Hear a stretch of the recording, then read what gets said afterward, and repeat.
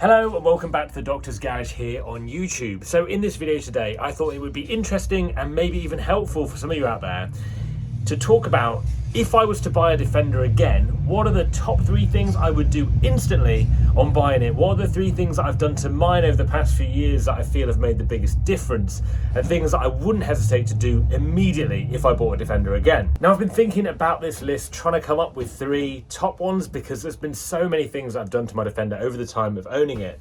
And for that reason, I'm going to do 1 extra. There is actually 4 in this video, so if you stay around to the end, there is a 4th one which I just couldn't keep out of the list. So I've owned my Defender for about 3 years now, and pretty much doing everything that you see on it today from scratch.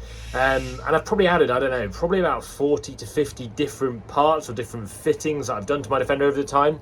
It's been quite hard to narrow it down, but I think if you've got a new Defender, and if I was buying a new Defender, a Defender that was made before 2016, one of the things that I would instantly think about doing to start with is security. And that's a real obvious thing. And there's particularly some elements of security that I've done that I would do every single time.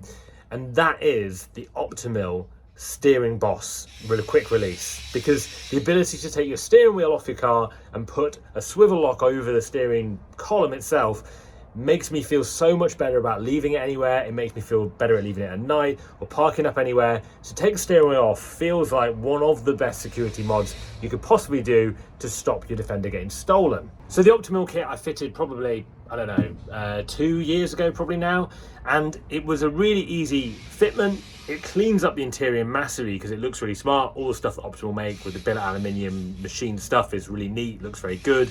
And then I actually changed my steering wheel for a Momo Prototipo, which I also got from Optimil. And I went for that one because it's a smaller wheel. It's not particularly traditional, but it's not really ultra modern like a racing wheel either. So I think it works well for Defender. That's my personal thought. Obviously, you might have a different choice when you come to picking a steering wheel out. But I think being able to take the wheel off and put the swivel lock on makes me feel so much better about having the vehicle left anywhere, because I think there are cases where Defenders do get stolen, probably even with a swivel lock. I mean, people talk about drilling the lock out, and they talk about someone bringing some tools to hold on to the steering column and steer it, but it makes it that much more difficult, and it's certainly a deterrent when you look inside a Defender and you've got no steering wheel on the car at all and this massive orange lock. So I think that would be probably the first thing. And Optimil, I know, also are quite keen on the security itself of the actual lock. So the locks themselves are a very secure lock type, and for that reason as well makes it a great addition to any Defender. And if I was to buy one tomorrow, probably the first thing I ordered for it. That's probably number 1. And alongside that, as like a little bit of a subheading for that, there's also the other security stuff as well. So things like hinges are obviously a big plus, because the hinges on a standard Defender you can just unscrew from the outside and take the doors off. And we all know when we go to Land Rover shows, there's plenty of doors for sale from unknown sources, and for me, I think being able to not have your doors taken off is definitely a bonus. There's other security things as well. Obviously, we've got security like alarms, trackers and all that. Not something I'm going to talk about on this video and actually on YouTube at all, but I think for me, being able to take your steering wheel off, biggest mod that I made from a security aspect, and that is number 1 of the things I would do. Number 2 would be something to do with safety, and that is when you buy a Defender, if it's stock, if it's standard, when you're driving at night, you'll be shocked at how bad the lighting really is. My Defender did have LED headlights, but they were, I don't know where they came from, but they were basically quite a cheap LED unit. And as a result, the light from them was dazzling for other drivers. It also didn't illuminate that well down the road. It just kind of spread light everywhere in a short distance. And that was a part that when I was upgrading my Defender lights, didn't feel like it was going to make as much of a difference as I feel like it has. And that's because when you're driving at night, it's a massive difference when I turn my headlights on now. And I've got the headlights from a company called Light Parts. They were supplied by ORE in the UK. They're the UK distributor. So Light Part headlights I absolutely love. From a safety point of view, you get way better illumination down the road. The beam is so much sharper, more crisp. I did a video of it here on my channel. And I think as far as a big modification, one of the main weak points of Defenders, firstly you've got security as a weak point, the second one is just safety, I guess, in general. And a safety thing certainly is your headlight brightness and your ability to see down the road. So for me, that was the second one. With the Light Part headlights, something I like as well, which is not so much safety but does look very cool, is the kind of daytime running element that you get with them. So you get almost this little horseshoe, this upside down horseshoe that you'll see on my Instagram channel. If you go and check that out, there's loads of videos of that in particular. The little upside down horseshoe as like a daytime running element looks really, really good, and it complements very well with the bumper lights I've got as well. So for me, the headlights were number 2 on my list of things that if I bought another Defender would be definitely up there of the things that I'd want to swap. Before we jump into number 3, I'd just like to say over 90% of you that watch my videos do not subscribe to the channel, so please click subscribe down here, like this video, and let me know what you think in the comments below. What are your things that you've done to your Defender that you would do again in an instant? So number 3 on the list is to do with, I guess, comfort to a degree, but just something that affects all Defenders, and again, something that you definitely want to do if you were to buy one yourself, and that is the noise. Defenders are inherently very, very noisy. They make a lot of road noise, you get a lot of wind noise from them, and they vibrate and rattle around quite a lot when you're driving them.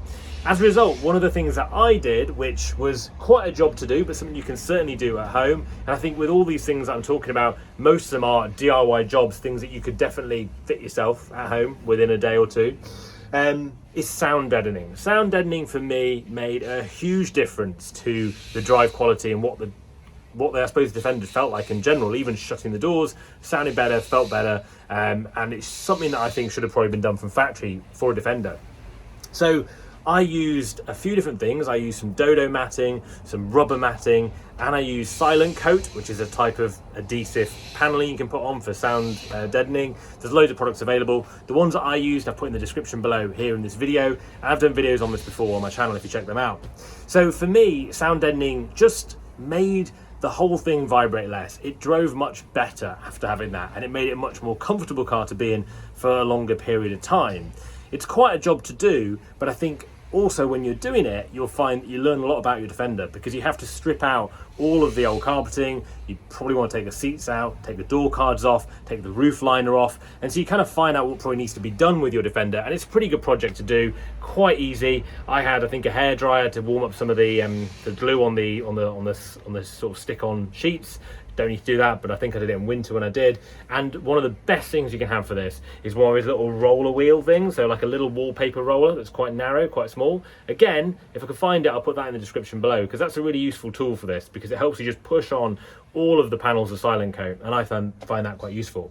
I think some people worry about when they do that, they're not going to be able to fit their carpeting in. I then put Exmoor trim, kind of full interior carpet in the front, fitted in no problem, wasn't an issue at all really. You're talking about 3-4 millimeters basically of distance that you're making on it, and it allows you to clean through your Defender, get it right back down to the bare metal, and then put this sound deadening material on. Made a huge difference to how my Defender was to live with and to drive with. So that'd be number 3, basically more of a comfort mod, I guess. And as I said at the start of this video, I couldn't do this video without mentioning one more part, which I don't know if, I wonder whether this is actually something that, it's not something I would do straight away, but it's something that I've loved doing in my Defender, something that made a big difference to me driving my Defender on a day-to-day basis, and every time I get into it, I think about this part and really, really love it.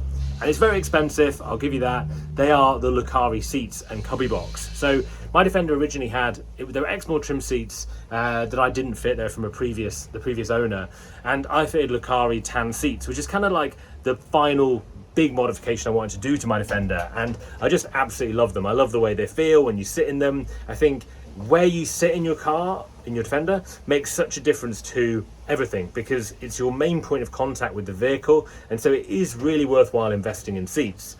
This isn't probably something I would do straight away if I got a Defender. There's so much else on the list. We've already mentioned some of them, but I think it's something that I really enjoy about my Defender, and something that's made, I think, a big difference to how it looks, how it feels. I kind of wanted this tan interior with the Keswick green, and I think that works really well. I think tan works well for any green Defender, to be honest. And so my Lucari seats were probably, up there as number 4.